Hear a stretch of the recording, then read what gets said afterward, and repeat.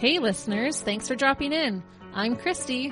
And I'm Melissa, and this is Buried Motives, where we dig deep into the details of some of the most gruesome Dirtbag murderers.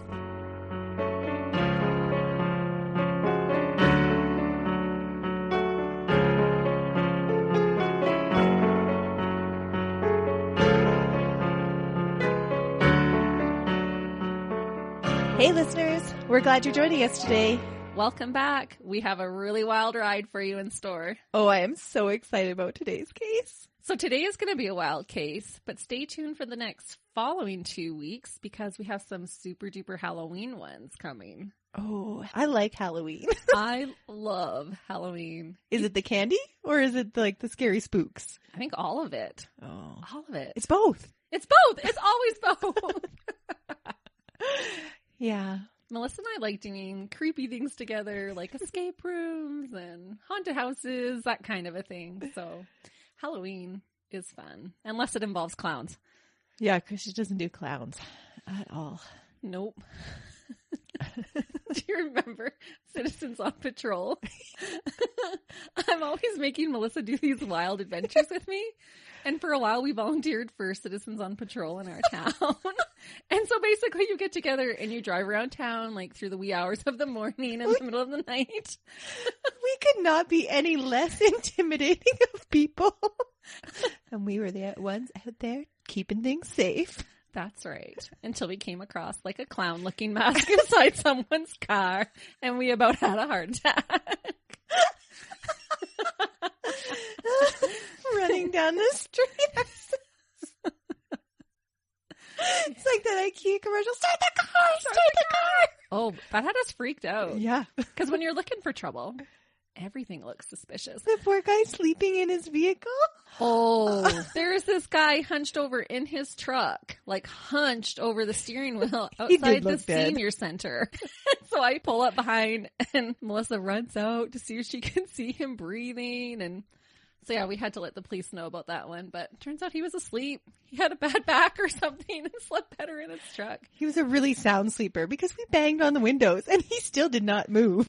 Yeah, middle of the night, hunched over your steering wheel. What would you guys think? It was a little creepy. It was. Then everything creeps me out. Yeah, she's easy to creep out. It's fun. But we're always on weird adventures with each other like that. It's always good to have a friend that you could just, do anything with. That's right. But I'm not sure it's so great to have a friend that's going to talk you into anything. And today's case is going to be a little bit interesting in that aspect. Ooh, okay. Well, why don't you tell us about the case? Well, I will then. Because I talked you into it. Because Christy talked me into doing this. I talked you into all the crazy things. You want to do COP? Sure. Do you want to start a podcast? Sure. I'm a good friend. That's right. She's my ride or die. All right. Today we're going to talk about the case that did truly fascinate me. We've talked previously about how surreal it is when you get a couple of people on the same page to kill together, but today's case takes it to a whole nother level. We're going to explore the cult leader, Adolfo Constanzo. Ooh, couple killings are my favorite type of murders. So I'm really intrigued to hear about this cult one. He's responsible for 23 documented ritual killings and probably many more. Yikes. I think buckle in, you guys. This one's going to be a wild ride. I'm going to apologize in advance because this one will likely be a two-parter. There are just so many interesting things about this killer that I don't want to skip over them. But we will always post both parts at the same time so that you don't have to wait for any of the fascinating details. Awesome. So this case drew so much media attention because of the truly sadistic things that were done to the victims and the fear of black magic and human sacrifices that evolved around it. Oprah and Geraldo and even America's Most Wanted all featured aspects of this case. Oh my gosh. We just talked about America's Most Wanted in last week's case. And wait, so if it's Oprah and Geraldo, is this like in the 80s? It totally is in the 80s. Okay. Yeah. Who didn't love Oprah in the 80s? This case has got it all. Fame, fortune, drugs, teenagers on spring break, spicy Mexican nightlife, and the crazy happenings of Mexican drug cartels. Ooh, so sex, drugs, and rock and roll, baby. That's right. And the best of all, the best bad guy nicknames. Oh, really? Yes. Just wait till you hear some of them. They're hilarious. Like their gang names? Yes.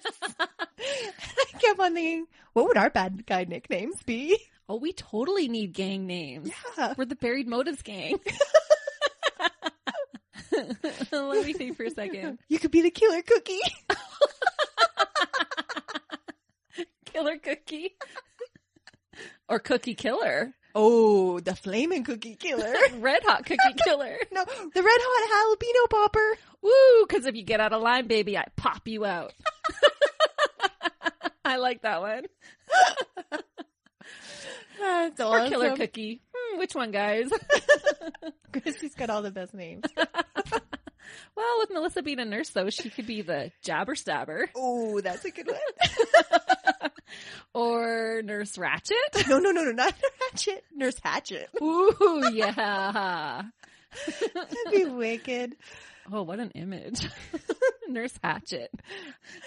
Oh, you guys all have to let us know what your bad guy name would be. That's right. Comment under the case on Facebook for us. Oh, but these names are awesome. And you're going to laugh as soon as you hear some of them. Oh, I'm so excited. Especially when you picture these great big burly drug dealers. And their name is like Tinkerbell? Wait, just wait.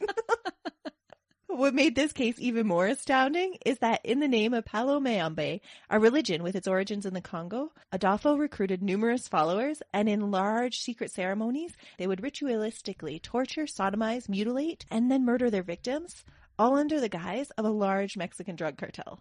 Oh my goodness. It is so shocking. It's like cult meet drug cartel? Yes. Whoa, that's wild. It is so wild. Adolfo had the charisma and charm to talk not just one or two people into taking part in murder with him, but whole groups of people. So he was super charming, like kind of like Charles Manson?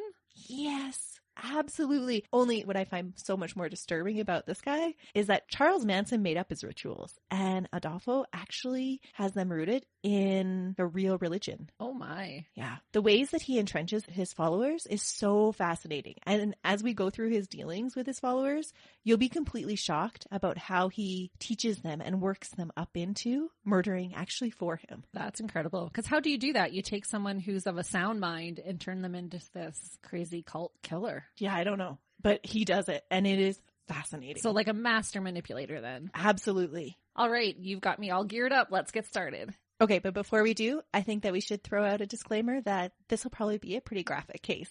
Ugh. So Adolfo de Jesus Constanzo was born in Miami on November 1st, 1962. Interestingly, Adolfo is the Spanish form of Adolf. Ooh. You know how people kind of like will grow into their names and suit their names? And Adolf was this huge charismatic leader too. Right? That led to so much destruction. And his mother, Delia, was a 15-year-old unwed Cuban immigrant. She herself was a habitual criminal and was arrested over 30 times for things like trespassing, shoplifting, and grand theft. Oh my goodness. And she was only 15 when she had him. So she had definitely a rough start, which means he probably has a rough start. Yeah. So with her criminal background, you'd think that she would have been caught, but she was always able to maneuver into just getting probation and never actually served any time for any of her misdeeds. Oh, wow. She frequently changed and she moved a lot. Delia attributed her success in evading her punishment to the practice of Santeria and Paleo Mayombe. Ooh, so that Congo religion. We're going to do a deep dig here because I feel it's important to have an elementary understanding of these two religions because they play such a central role in Adolfo's life. Okay. By no means is this like a religious course. Right. And we're not trying to bash these religions either. No. Because people of this religion, they're not all going to turn into...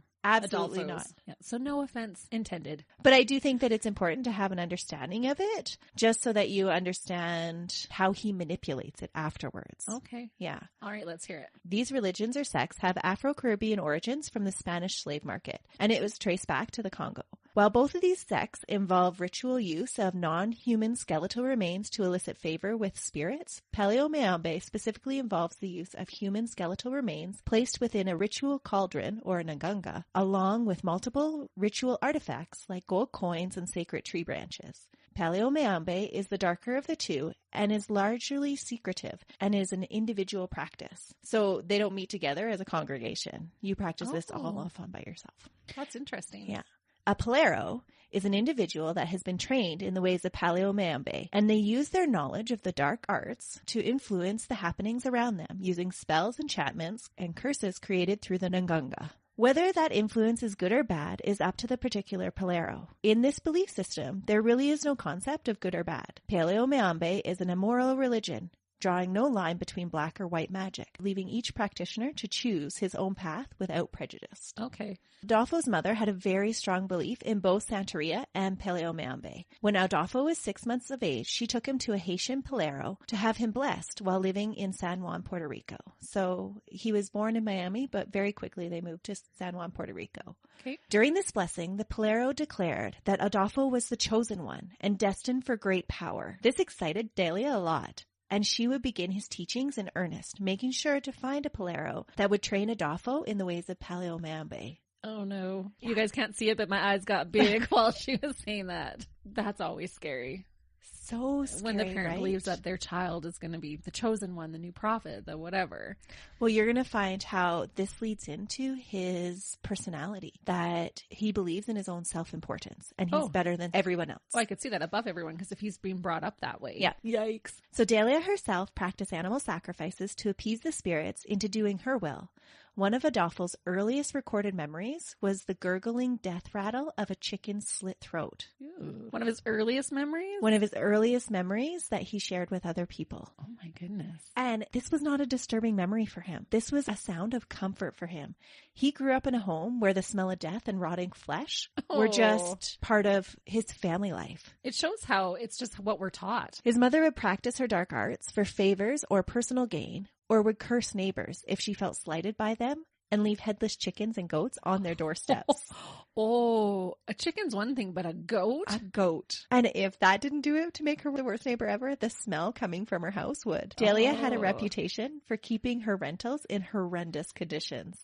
She would routinely keep sacrificial animals in the house. So the chickens and the goats that she left on people's doorsteps, she kept them in her house. Oh, no. And didn't bother to clean up after them at all. Her housekeeping skills were so poor that while being investigated for child neglect, her home was found to have feces and decaying food strewn across the carpet, all swarming with maggots, roaches, and other crawling insects. Ooh. That was like actually in the report. That's how they found the house. So this is how Adolfo was being raised, that this is just normal. Yeah. When she was eventually evicted from rentals, she would leave behind holes in the walls, broken appliances, broken bathroom fixtures, and she would even steal the electrical outlets. Oh. Neighborhood children and kids at school would either shun Adolfo in fear or they would tease and bully him relentlessly.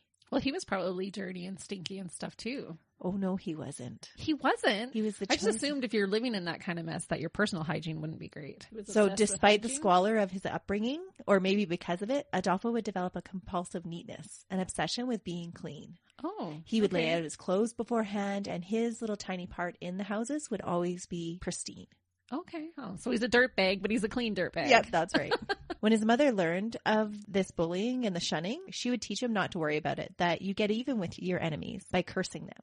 She would ingrain in him the deep-seated belief that what others thought did not matter because they were unbelievers and no better than animals. Delia was not totally oblivious to the idea of fitting in and keeping up appearances. She was able to play a role when she deemed it necessary. During Adolfo's early years, she made sure that Adolfo was baptized into the Catholic religion to appease his first stepfather's wishes. Oh, that's so shocking. Yeah. So maybe he's learning some of his manipulation tactics right from his mom. That's right. Adolfo would even be an altar boy, but all the while his mother was teaching him that he was destined to become the master of the dark arts of Paleomayambe. Adolfo would be taught a life of duality from a young age. Yikes. He's already being groomed to be this mastermind manipulator. That's unsettling. Which brings us back to our nature versus nurture, right? He's being nurtured into this. So in 1992, Adolfo's family moved back to Miami. He's 10 years old at the time. Fairly soon after they moved back, his stepfather dies. This stepfather would be replaced by another and then another. Adolfo would have 3 half-siblings, each from a different stepfather. It was reported by one of those siblings that each father figure never really showed a fondness towards Adolfo. Perhaps it was because his mother favored him so much or treated him with such I can only imagine. Yeah. And how does a woman that keeps a house like that catch all these men? I don't know. Maybe it was one of her favors that she asked of her spirits. Ooh, maybe. Love potion 99. From the sounds of it, they weren't the most upstanding citizens that she was attracting. Okay. That makes sense. According to the statements made by his younger brother, his third and final stepfather was involved in dealing with drugs and was not the nicest man. He would express his extreme dislike for Adolfo with severe punishments and frequent beatings. Ooh. And this, along with the insecurities he felt among his peers, probably spurred on his need for constant control in his later life and the need to manipulate others to his will. It was on his return to Miami that Adolfo began his official apprenticeship into Paleo Mayambe with a Haitian priest in Little Havana. While the full extent of this training is not exactly known because of the secrecy that surrounds the religion, there are some aspects that he shared with others. So Adolfo's padrino was an unbaptized Palero and practiced the darkest aspects of Paleo Mayambe. He reinforced Delia's teachings that non-believers were less than animals that they sacrificed. The padrino also taught him the value of working with drug dealers in Miami, providing them with blessings for their drug deals or protection spells from the law. He taught Adolfo that while people that defiled their bodies with drugs were the lowest of the low, that it was okay to help them sell drugs because it was allowing the non-believers to kill themselves with drugs. Oh, that's sinister. Isn't it? And it's interesting because you've referred to it as less than animals. So not even like an animal, but less than. No, less than animals. Oh. Yeah. And so you'll see with his regard to his victims later on, that comes out. And from such a young age to be taught this. Like that is ingrained into him. It is also believed that while he learned to perform animal sacrifice ceremonies and how to call on spirits of the dead, that he was beaten ruthlessly and perhaps even sexually molested by his padrino. Oh, no. There are even reports of being in his padrino's secret shed among the animals that had been sacrificed and the rotting cauldron that Adolfo's sexual appetites were heightened. Oh my goodness. So he's getting all these mixed signals. So he's getting off on the smell of blood and the sounds of animals dying. Yeah. Making that association. We haven't even gotten into the meat of this yet, and already I know. He's such a dirtbag. In 1976, Delia would start to claim to her friends that her son, at the age of 14, had begun to display psychic powers, predicting future events with amazing accuracy. So he had this kind of uncanny ability to know what was going to happen next. So maybe he had a natural gift, or was granted that by the dark magic powers. That's what she believed. Months before the 1981 shooting of President Ronald Reagan in the United States, Adolfo reportedly predicted the event and proclaimed that Reagan would survive his wounds. So is he behind the shooting? I don't know. Probably not at this age. No, probably not. Yeah. But maybe his mom was, and he heard her talking. That's maybe. Sorry, I'm being all skeptical. I am always so skeptical about that's these usually things. You. Well, there are some things definitely that we don't always understand, but I think as you go through this case, you'll see so many things that can be explained in other ways. Right. Yeah. But I'm not denying that people can have those psychic abilities. Yeah, some people have some talents, that's for sure. So unfortunately, he missed foreseeing his own future. He failed to, and on multiple things. And here, I know. And here is my disbelief or my skepticism coming through. He failed to see that 2 of his attempts to shoplift would be unsuccessful. And in 1981, he was arrested twice for shoplifting. So he didn't see those sirens in his future. He didn't see that coming. And here's the kicker. One case involved the theft of a chainsaw. What is it with serial killers and trying to shoplift chainsaws? Oh yeah, Rob Hansen. Yeah. Went to jail for stealing a chainsaw. And so did Adolfo. Oh no. How do you even imagine that you're going to steal a chainsaw and get away with it? It's not like you can shove it under your big coat or something. That's true. They should have stole a hatchet. Yeah. Nurse hatchet. Would have been way better. So it appears he was not always the smartest tool in the shed. Pun intended. I know, right? And that would be backed up by his high school transcripts. He spent his teenage years focusing more on committing petty crimes and frequenting the gay bars in Miami. Okay. So was he gay? He was gay. Actually, bisexual. Oh, okay. He barely graduated and would drop out of junior college after just one semester. Okay. Not surprisingly. No. If he thinks he's the chosen one, who needs school? That's right. These school failures didn't seem to faze him. Adolfo had been taught his whole life by his mother and his padrino that he was the chosen one, that he was special, and when he experienced failures or difficulties, it was because of other people's failures. Right. So he had developed an unshakable sense of self-importance. Oh my goodness. He just and no sense of accountability if it's everybody else's fault. That's right. Oh, we all know some people like that. And really, these failures in the secular world held little consequence for Adolfo because he believed that he had the ability to gain wealth and power and protection from the dead spirits that he was learning to command. So he really had no desire to actually do better in school. Yeah, why would he? He didn't feel the need to actually be able to hold down a job later on because he knew what he was going to do. Right. He would just use the spirits to help him out to gain wealth and power. Yikes. In early 1983, at the age of 21, Adolfo completed his training and was ready to be initiated as a practicing padrino in his own right. One of his final tasks was to choose a patron saint to receive guidance from and pledge his fidelity to. The saint he chose was Karimpembe. It's pretty much the version of Satan in his religion. Ooh. Ooh. Yeah. Oh. So with his padrino's blessing, he devoted himself to the worship of evil for profit. Oh no. And how old is he right now? 21. Oh, yikes. The accounts of his initiation were taken in part from journals that Adolfo kept because he kept these wild, crazy journals where half of them are written in like just symbols that he interprets. Yeah. And from the testimony of his followers as he recounted his experience to them, because he would tell them little parts about how he was initiated so that he could then initiate them. Adolfo took ritual baths in sacred herbs and took a set of brand new, pristine white clothing and buried them in a fresh grave for 3 weeks. On the day of the initiation, the clothes were dug up from the grave and Adolfo put them on. These clothes were actually like in somebody's grave? Yes. Ew. Like they were actually in a grave with a dead person. He was then blindfolded and his body was brushed with branches from a sacred tree and a live chicken to draw out the impurities in his body. So they let this chicken just like peck him all over the place? No. His padrino was holding it by the feet and like brushing his body with a live chicken. Oh. The chicken was then sacrificed to the padrino's Nganga, and a heated knife was used to cut a personal signature into Adolfo's shoulder, making him rayado, or marked. Ooh. During the ceremony, Adolfo declared, "My soul is dead. I have no God." That's freaky. And if you feel that way, there's no consequence to your actions, right? And he's already doesn't believe in morals. That's right. Right? Like in his mind, like he's free. There's nothing holding him back. Mm-hmm. Yikes. After gaining his status as a padrino, Adolfo gained a new persona.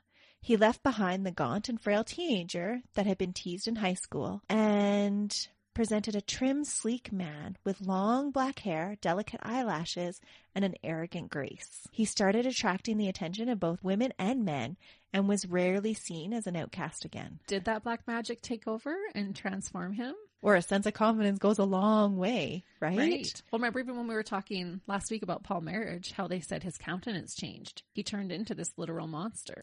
And through countless testimonies and reports by his followers, during the rituals, he would actually take on a different countenance when he was taken over by the spirits. Wow. Okay, I just looked up a picture of him and he does not look like I was expecting. I was expecting like, I don't know why, but more of like a Richard Ramirez kind of look, but no, he doesn't look like him at all. In the 80s, he was quite a looker. Crazy. And really, if you have no soul, what fears do you retain? You're not worried about what others think of you. And so I can only imagine his new sense of confidence developed freedom from others' judgments. Oh, and he would feel invincible. Totally, because he already believes he's the chosen one. That's right. In 1983, Adolfo took a modeling assignment in Mexico City. His modeling career would be more of a guise than the real career that he wished to pursue. He began to tell fortunes with Mexican cards and throwing the cowrie shells. He would also perform small incantations of protection, gaining a reputation as a powerful witch or brujo, a sorcerer. Ooh. He built his reputation in the Red District, known for its support of the dark arts, and because he grew his business there, he was seen as a real witch. He would use his connections with his modeling career to build a wealthy clientele that could further connect him to influential people. So that's what he really used his modeling career for, as a connection. During these early years, Adolfo began to collect followers among people that first were his admirers or fellow psychics. Over the course of their relationships, he would teach them to call him El Padrino, the Godfather, not just a Godfather. But the Godfather. The Godfather. Of all Godfathers. Yeah. Martin Quintana was Adolfo's first follower and would gain the title of Adolfo's man. Omar Orea was a young man that had been obsessed with practicing dark arts from a young age and had actually received a prophecy as a child that he would one day meet a man that would show him a brighter future. Omar would gain the title as Adolfo's woman. How he meets Omar is Adolfo says, "I'm this man that you were told was going to change your future." Before he told him that? Uh-huh. Okay, that's creepy. That would totally seal the deal, though. Like, if you're Omar and you've had prophesized that this man is going to come to you and do this, and then this man does, you're like, okay, that's my fate. In their very first meeting. Yeah. He's like, I'm the guy that's going to change your future. Whoa. With Adolfo, these two would form a very twisted relationship that Adolfo would command. He would play the two off each other, having them compete for his affections and causing an intense jealousy between them. So they had this weird threesome going on where Adolfo kind of ruled the roost and Omar did all of the like womanly chores, the housekeeping and the shopping and everything like that. And Martin would act as more the man figure and be like his bodyguard. Wow. And his business partner kind of thing. That's crazy. See, it's always both. He wanted one of each. It's always both. Should I get a boyfriend or a girlfriend? Get both. But they were both men. Oh, I thought Omar was a woman. No, they're both men. Well, I thought it was weird that Omar for a woman, but I was like, okay, you never know. No, they're both men. Oh. But he likes Omar to play the role of a woman. Oh, interesting. Mm-hmm. Huh. From all accounts, this menage a trois was a very abusive relationship, both emotionally and physically. But both Omar and Martin would stay with Adolfo despite their family's concerns and the abuse that they received. Oh. Adolfo had a particular talent for making his followers feel that they were invaluable and unique, so that even when he treated them poorly, he was still rewarded with their loyalty. One of the tactics that he would employ was showering gifts on his special people. Or in the case of Omar, Martin, or his La Madrina that he would choose in the future, he would make big, dramatic public displays of affection about not being able to live without them. Oh, totally an abuser. Mm-hmm. Yeah, a total manipulator, dirtbag. Yeah, totally. Yeah. And you see this pattern in abusive relationships all the time. Yeah. One of the other first followers that Adolfo collected was a homosexual psychic named Jorge. He had his own reputation and clientele among the Red District of Mexico City and provided the opportunity for Adolfo to expand his own clientele. So he made friends with the right people that could then grow his own business. Jorge would tell his own clients that if they sought a higher power than his, they should seek out Adolfo. Martin and Omar would take turns acting as supporters or followers as Adolfo performed card readings and bone castings. Wow. He's getting his tribe started. According to the book Buried Secrets by Edward Humes, it is told that the four moved from just reading cards to a profitable business casting spells to bring good luck, which involved expensive ritual sacrifices. Constanzo's journals, recovered after his death, documented 31 regular customers, some paying up to $4,500 for a single ceremony. Whoa. Constanzo had established a whole list of sacrificial beasts, with roosters for $6, goats for $30, boa constrictors for $450, adult zebras for $1,100, and African lion cubs for $3,100. Oh my goodness. Yeah, he had a whole menu for his sacrifices. I'd be cheaping out and be like, 2 roosters, please. Where is he getting African lion cubs from? Right? Yeah. And how terrible. But some people paid big money for these rituals that he would perform for them. Well, and they probably would feel like the more exotic or more expensive the animal, the better the ritual's going to be. The greater the sacrifice. Absolutely. The more you're going to get in return. And that is one of his base things that he teaches his followers, that the quality of the sacrifice matters. And people would pay because it appeared that Adolfo was the real deal. The futures he predicted seemed to come true. And the protection spells he cast, and most importantly, the curses that he sold, always came through. Ooh. I feel like this whole case, right? I'm like, yikes, wow, ooh. No way. That's all you're going to hear from me today, listeners. As his clientele grew, so did his connections and his inside intel, though. Adolfo had a skill for attracting 2 particular kinds of clients. High-ranking officials in the corrupt Mexican police force seeking protection from drug cartels. He would do rituals for the police, promising them that they would be bulletproof against their enemies.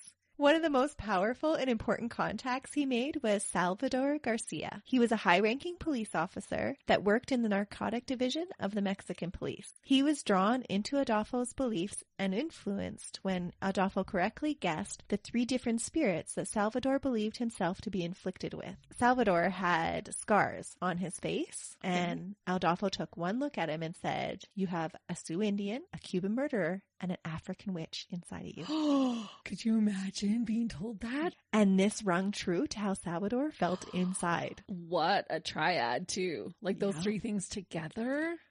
And he did this all from just looking at his face. Wow. There are some other reports that say that Adolfo actually had some informants that knew Salvador's background and knew that he was conflicted about these spirits that he felt were inside of him. And that's how he got the information. So that makes more sense to me. Totally more sense to me. Yeah. I wonder if that's with that one person too, where he's like, I'm the person here. That makes more sense. There's no reports of that one, but yeah. Oh, totally. That's what had to have happened. Yeah. His little informant. Either way, Salvador would become Adolfo's source of information and make introductions to the Mexican lucrative drug dealers. Salvador would play a very important role in Adolfo's cult when he would later be initiated into it. Adolfo was also attracting wealthy drug dealers seeking blessings and guidance for their shipment of drugs. He sold his protective spells that would keep them out of the police's notice. Gangsters and their bodyguards would be made invisible to the police. So he's working, right. He's working both sides. But I wonder if he's saying to the police, like, I'll make you bulletproof, but you have to leave these people away. Exactly. And then he could say to these people, I'll help you, but you leave these police officers alone. Or I know that the police are going to be busy busting this other guy because my friend Salvador has told me about it. So now's the day to move your drugs to somebody else. Sneaky, sneaky. It was a convenient setup for Adolfo. He would be informed by both sides and then provide informed predictions. Adolfo would sell his predictions with full surety, always aligning his plans and ceremonies and drug deals with the moon phases and astronomical calendars. What a mastermind. So again, I'm not saying that there's no clout in the religion and the ceremonies that he performed, but there are definitely some things here that had given him the edge. Really, it is an ancient principle that the phases of the moon are lucky or unlucky. Oh, yeah. Go to labor and delivery on a full moon. Oh, absolutely. Right? Everybody was water breaks on the full moon. Yeah. But it was something that he would make sure to include in his predictions all the time. Is that, you don't want to do that when the moon is waning because that's a bad time. Right. You always want to do it when the moon is coming. That's actually an ancient principle that's practiced in many other religions. Oh, yeah, totally. So there must be some basis of it. Oh, for sure. The whole magnetic pole.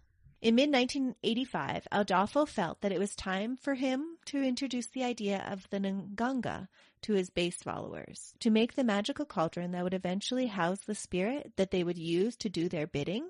They needed to create a dark miniature universe that would convince the spirit or Inkisi to do their bidding. So he'd been grooming them this whole time for this. Mm-hmm. They would fill the cauldron with things like coins for payment, a piece of folded paper with the dead man's name on it, cemetery dirt, a roasted turtle, railroad spikes, which were iron for strength, a goat's head, deer's antlers, peppers, spices, garlic, poisonous insects, coconut shells, and a boiled black cat. Oh, no. Along with a whole bunch of other unusual things, too, but it was quite a recipe to make Nganga. Some things were provided for the Inkisi to use on its errands or to give it strength. And other items were used to appease it and help compel it to follow the Padrino's instructions. So every item had a purpose. It wasn't just a random, let's throw this in the pot. 28 sacred sticks were placed in the Nganga, as well as a human skull. For the first Nganga that Adolfo would make, he chose to teach his followers the importance of the quality of sacrifice. Oh, no. What you were sacrificing mattered. If the skull that was used to provide the basis for the spirit came from a violent person, that spirit would then be okay to do violent things for them. And if the skull was from someone that had died violently, the spirit would be confused and more easily bent to the will of the Padrino. And the fresher the skull, the better. Oh, no. Adolfo would convince Omar, Martin, and Jorge that they needed to rob a grave of a recently deceased drug dealer that had died in a violent fight. So his spirit would be more susceptible. This would provide them with a strong enough spirit to do their bidding and ensure that they remained prosperous in the ever-increasing dangerous world of drugs that they were entering. Because as the reputation grew about him being a good bruja that could predict the future, he was getting more and more clientele, but they were also getting more and more dangerous clientele. Ugh. So from the day it was created, the spirit inside the Nganga had to be, quote, bargained with, tricked, and bribed with money, blood, and sacrifices so that it would empower Adolfo's magical spells. It would travel invisibly through the world, doing good and evil as Adolfo commanded. So like his flying monkeys.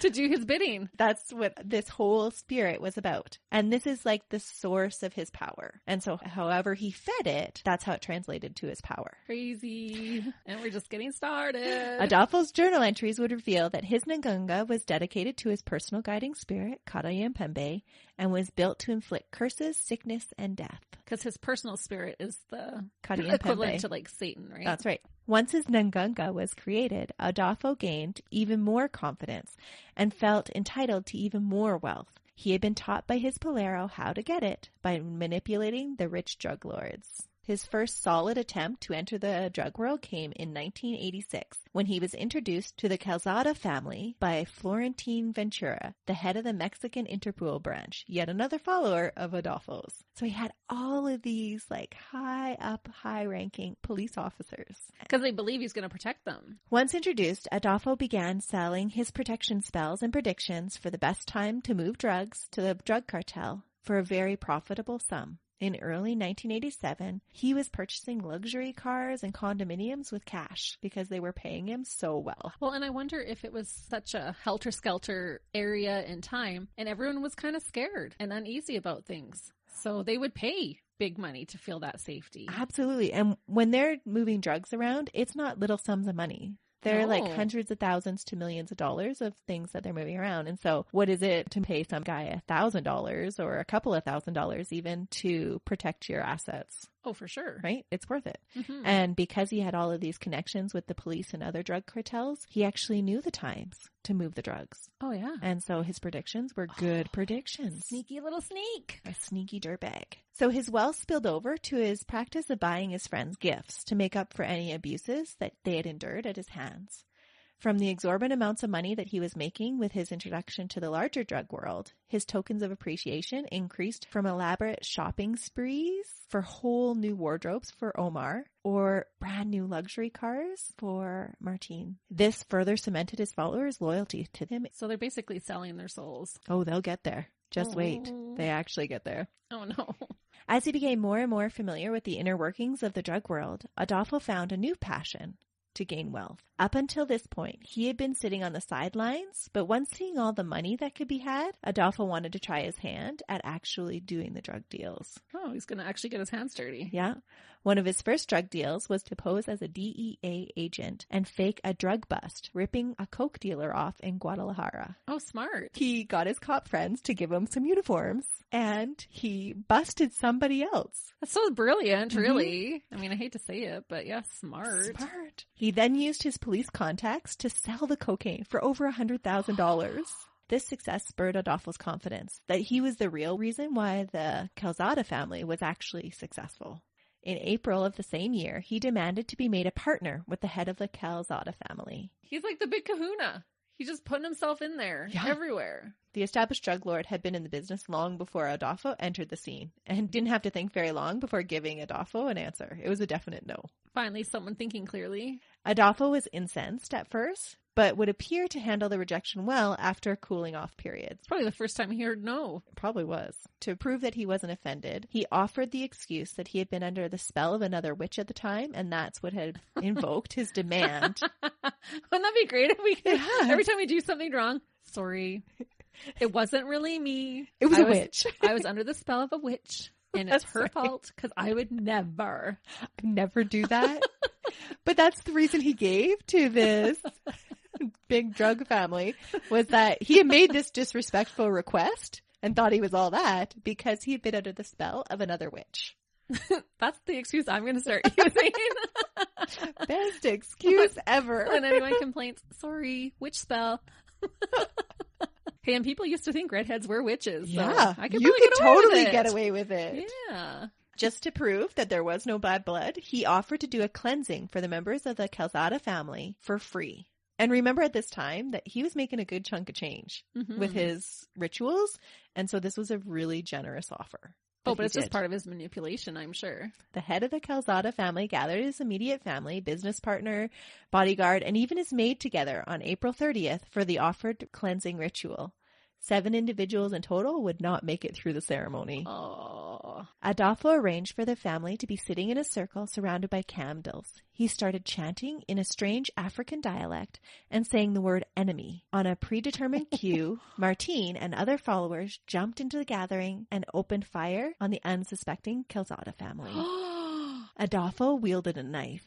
During the ambush, it was recounted by later witnesses that Adolfo got carried away with the violence in almost a sexual way, breathing hard and seeing red. Oh, well, that had been ingrained in him, right? You get the even. correlation between blood and gore and sexual gratification. Yeah, Ugh. and so he got off on it. It would be over a week before their bodies would start to wash up on the shore of the Zumpango River.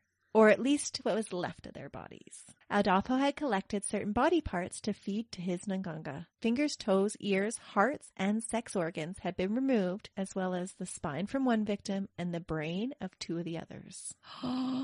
That's so savage. When police investigated the murders, they found signs of some kind of religious ritual that had taken place, but they also found that whoever had murdered the Calzada family had taken off with between $100,000 and $200,000 in drugs and cash.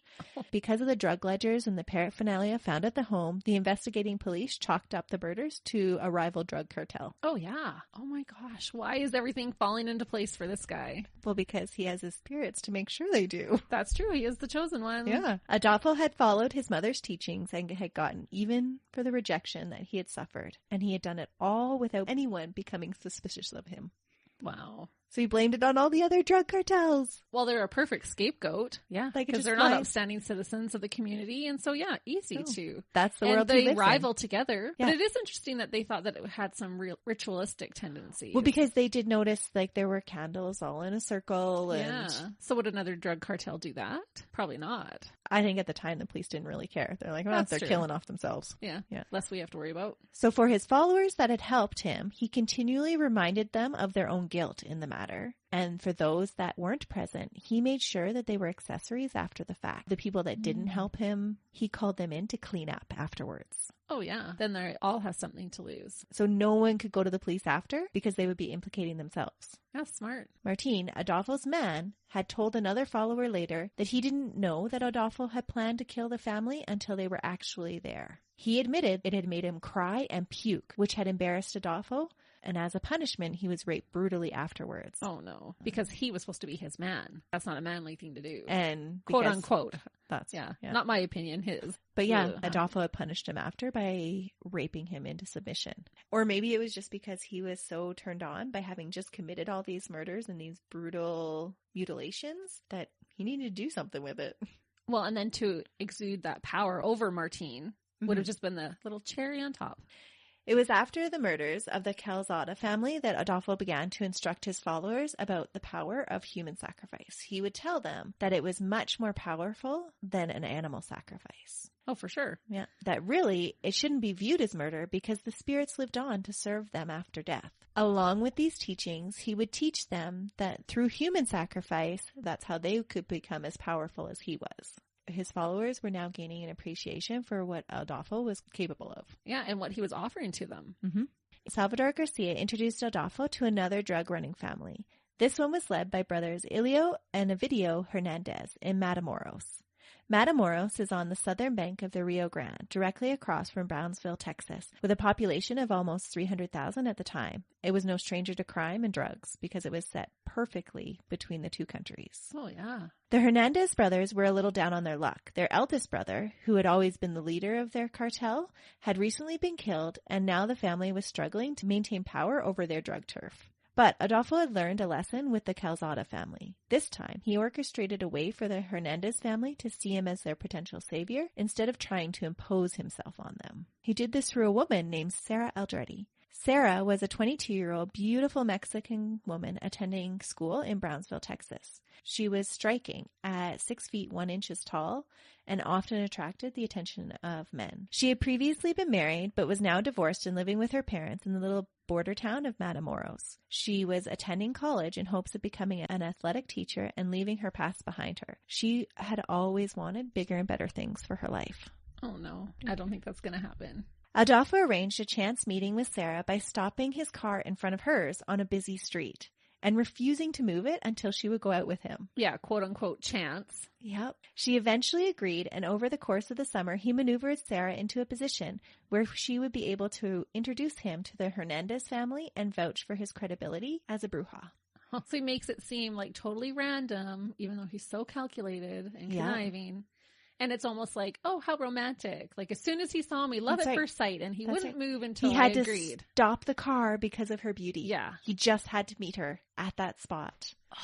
As people are like honking behind them. And he's the worst. He's one of the worst. At first, he began slowly with her, lying about his occupation and dropping little tidbits about his religion, all the while saying things that would have Sarah believe that he knew everything about her. As the relationship moved on, he arranged for a breakup between her and her then current boyfriend and alluded to wanting a physical relationship with her. Once he had established a relationship with her, he began to introduce more and more aspects of Santeria and Palomayambe to Sarah, and the college student ate it up. He once went jogging with her in his full getup of a white jogging suit and all of his gold necklaces. And she's an athletic student. Yeah. So she was like, oh, this guy's not going to last very long. And she eventually had to call the run, and he hadn't broken a sweat. That's because the evil spirits were pushing him along. Yeah. And when she asked, like, how did you just do that? He's like, oh, it's because of my religion. Wouldn't tell her anything else, but would keep on alluding to, that's just because of my religion. Well, she'd be so intrigued and want to know more, and she'd want that for herself. Yeah. Especially if she's wanting to be an athletic teacher, and he can just totally kick her butt, no questions asked. Adolfo would also impress her by telling her things that he could not have possibly known about her past, making predictions about her future that would then come true, much to her delight. So he would tell her, you'll receive a scholarship. And she did. He would tell her, an old friend is going to call you. And they did. Yeah, but I wonder if he was prompting that. Probably giving the money for the scholarship or paying them off. Or he knew about the scholarship. Yeah, I'm skeptical. But for all that attention he gave Sarah, and he actually gave her the idea that they would get married, he really wasn't that affectionate to her. He's just using her. They had a brief sexual relationship, but Sarah would say later that it was methodical and lacked passion. He made Sarah feel special instead by bestowing a special position on her, La Madrina, or the godmother. She didn't know that he had had two before her and that they had disappeared. In reality, he did actually view her as somebody special, though. She had been born on the same day as his mother, which to him was a sign that she really was meant to be his La Madrina. Wow. Or his counterpart. Adolfo, like many other serial killers, had a very unusual relationship with his mother. As an adult, he would revert back to using a childlike voice whenever he talked to her. Ooh, so he would call her and other people would be listening to him and be like, Mommy. Yeah. That's terrible. That was one of our dirtbag details a few weeks back. Unusual relationships with their mother. So true. So when Sarah was his mother's astral twin, this sealed the deal for him. This was meant to be. It was really something for him. Because he's governed by the moon and astrology and all that. Yeah, I can see it. So with her special position, she became further entrenched into Adolfo's teachings. Soon she would have her own altar in her apartment for sacrifices, and her friends and teachers from Brownsville, where she had went to school, would comment on how much of her focus had changed by the fall of 1987. Over just a few months, she had changed dramatically. That's incredible. Mm-hmm. It was only natural when her ex-boyfriend, Elio Hernandez, was lamenting about all his recent problems that Sarah introduced him to Adolfo. And Adolfo's plan had worked perfectly. Oh, yeah. So he had pegged her because she had had a relationship with this drug family before. Yeah.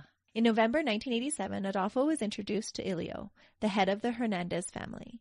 During the meeting, he convinced Elio what they needed to be a successful drug cartel was Palomayambe. For the reasonable price of 50% of their profits, Adolfo would promise to eliminate their enemies and keep the family safe from harm. 50%? 50% for him. Woo! Yeah. He's ballsy. Elio was inclined to take the chance on the partnership. Because of his hot temper and poor management skills, his family business was really suffering. Oh, okay. 3 days after his meeting with Adolfo, Elio Hernandez was initiated into Palomayambe and was cut just like Adolfo. They were now a part of Adolfo and were to be ever loyal to him or else. I think it's really evident here that Adolfo had moved away from actually practicing paleo to showing a real greed for fame and fortune, because he had trained for 11 years with his padrino before he was able to be cut. And here, 3 days after he even meets Elio, he's cut him. Oh, good point.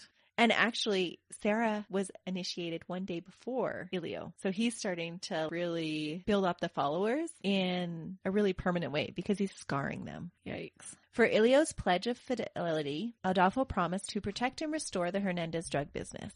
He was so confident that he could deliver what he offered. He offered them a money-back guarantee. I don't know why that's so funny to me. It's hilarious. It's totally a business. He's totally setting it up as a business, and it's getting away from necessarily like the dark magic part of it to just scheming. Absolutely. Like running the biggest hustle there was. Well, he's trying to take the risk out of it so that they have no excuse not to agree. But I think at the same time, he knows that as soon as he gets them cut, he can talk them into other things. That's true. Right? He's just entrenching them in his little cult. And we know he has no problem killing a bunch of people all at once. Nope. So instead of getting the money back, if they're complaining, we'll just get rid of them. That's right. When the Hernandez family agreed to Adolfo's terms, it wasn't just about the drugs. Adolfo enmeshed himself not only into their drug business, but also into their lives. He gradually worked his way through the Hernandez cartel, converting people and gaining followers. And they were a very specific breed of followers because they were this drug cartel. Mm-hmm. There were 5 new recruits brought into the fold, and these recruits were decided upon by both Adolfo and Elio for their specific qualities. So he goes through and he purposely picks out people he wants to join or recruit into Paleo Mayambay. And he has an agenda behind every one of them, I'm sure. The first recruits of the Narco Satanist were Alvaro de Leon Valdez, El Dube. El Dube. El Dube. Is that actually part of his name or is that his like nickname? No, that's his nickname. Like a doobie? Is that like his nickname? El Dube. He was a particularly cruel man and had grown up enjoying bringing pain to others. He found the ideas of torture and sacrifice interesting, and he would be given the role of enforcer. El Dube was a psychopath just wanting to kill, and Adolfo wholeheartedly supported him in this pursuit. Well, this is perfect for him to find a guy like that. No wonder he got chosen. Yeah. He would act as Adolfo's unofficial bodyguard so that Adolfo could keep a close eye on him. That's how bad he was.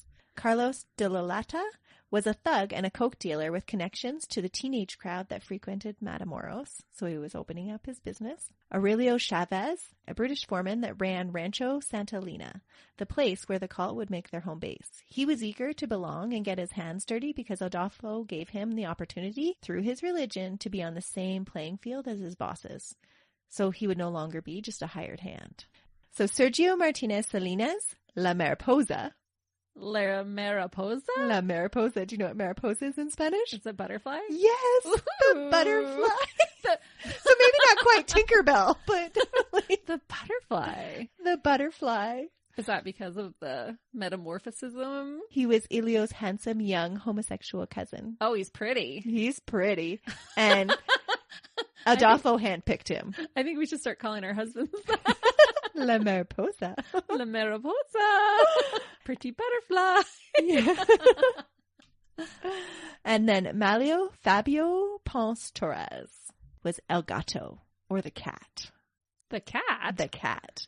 He was a cagey fighter with very sharp wits. Adolfo pulled him aside after his initiation and told him that he would rule the cartel through covert power, answering to Adolfo only and no one else. Oh my goodness. What a master manipulator. And I keep thinking, this would make the best movie. You can't even make this stuff up. No, you can't. Like all these different characters right by his side, how everything is happening. It doesn't even sound real. No. It's crazy. Like if you're trying to write a crazy script for a movie, this would be it. Oh, it's so true. There's actually a movie called Borderland that's about this case.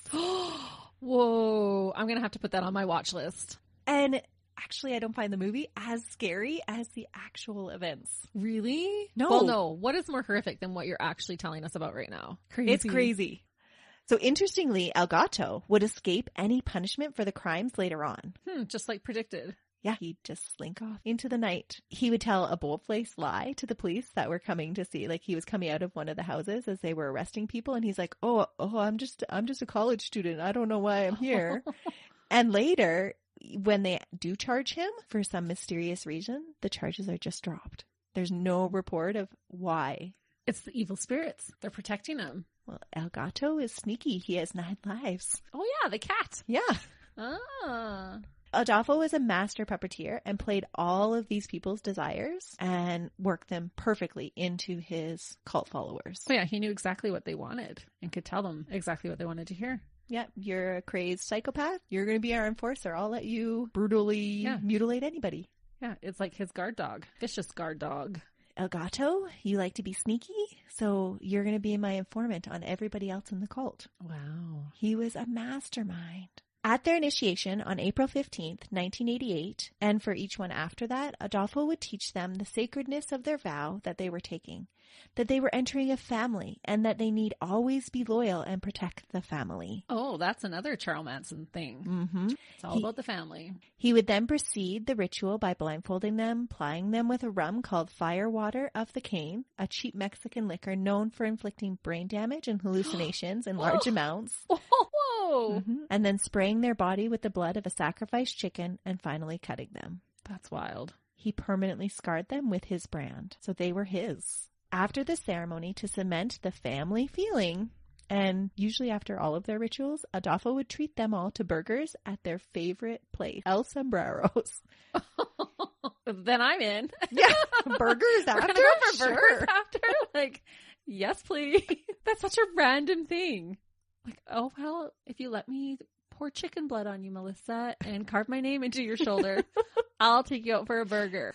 It was how he was so conniving, because if you're doing something that's so abnormal and then you follow it with something that's normal, it just starts to blur those lines for those people of this is really crazy, but actually we did this, and so it's actually not so crazy anymore. Right. Yeah.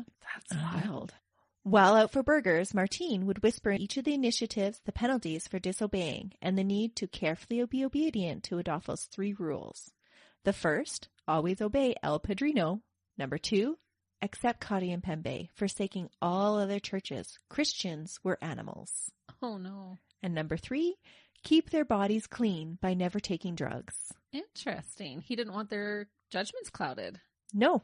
Or getting addicted, and then they're no use to him. They could sell them, and they could kill for drugs, but they couldn't take them themselves. And I find that so much more disturbing, because the things that these people do, they're not high. They're of sound mind. So those are quite the family rules. Yeah. I wonder if it was embroidered at the front door. You know, not love others, but follow El Padrino. Once the 5 were initiated, they had more power to convert Elio's more skeptical brothers, who were okay with Adolfo for a business partner, but were not so enthused about him as a spiritual leader. Eventually, they would be convinced to join. It didn't take much to convince Elio's nephew, Little Seraphine, to join. His nickname, El Chaparro, short, chubby man. No. No, right? Nobody wants to be called that. He was happy just to have a nickname and be in the in crowd. Even Killer Cookie's better than that. He was a law enforcement college student and was taken in by the power Adolfo promised him. He was initiated in June 1988. Little Seraphine had a knack for bringing in new followers. So he talked up the cult big and was bringing in people like crazy. Wow. While the initiations were taking place, Adolfo was still fulfilling his promises with the drug side of the business too. Using his corrupt police connections, he obtained a ton of marijuana. Like an actual ton, not like an over-exaggeration, but actually a ton. Oh, I thought you meant like a bunch, like a ton. No, a ton of marijuana. That had been seized by police from other traffickers. So police were taking it off the streets, and because he had connections with police, he was saying, well, I'll protect you, but give me the stuff that you've taken from other traffickers. So he wasn't having to pay for any of his drugs. He was turning 100% profit on them. Oh my gosh. The load was moved to the storehouses at Rancho Santa Elena and then moved across the border to be sold in Houston, Texas. This doubled the Hernandez's business immediately because, again, they're not paying for the drugs. Oh, yeah. Mm-hmm. Imagine if he put this mastermind of his to something useful. Like, let's figure out how to prevent hunger, right? Like, imagine what he could have done. It would have been crazy.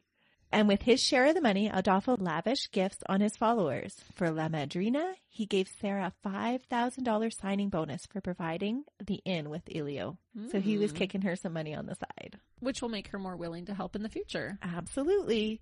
He's a mastermind. In the spring of 1988, Adolfo moved the cult's rituals to Rancho Santa Elena, a farm owned by the Hernandez family 20 miles or 32 kilometers outside of Matamoros. It is there that Adolfo's rituals became more elaborate and sadistic. Oh, no. Up until then, Adolfo had kept an apartment in the city and had dedicated only one room to his nganga. He kept the mess contained in only one room, and the rest of the apartment was furnished in pristine white. After each ritual, he would meticulously clean, never wanting to live again in the squalor that he had as a child.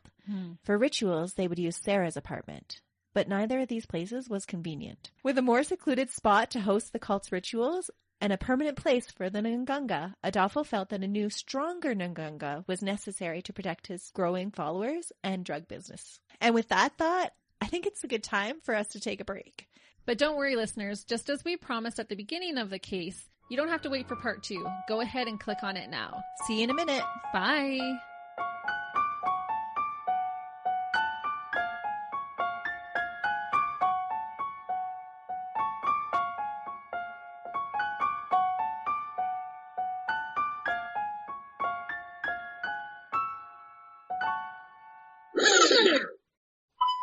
Okay. Today that's right. We're going to talk to You're like laughing. We have, as soon as I start into my actual story. I was just thinking, as a woman, could we get a handbag big enough to fit a chainsaw in there? I don't know. I just said it right, people. I know. Stupid cars. Wow. Some might have. Why do I have the whole like Owen Wilson? Wow. This whole time. Wow. Wow. Wow. Wow. Like everything in Wizard of Oz, I don't know why that popped in my head. The head of the Calzad to the Calzada. I can do it. Good. I'm in the middle of recording. Here, wait, I'm going to put you on speaker. Say hi to everyone, Mom. Hi, everybody. This is our number 1 fan. You heard it here first.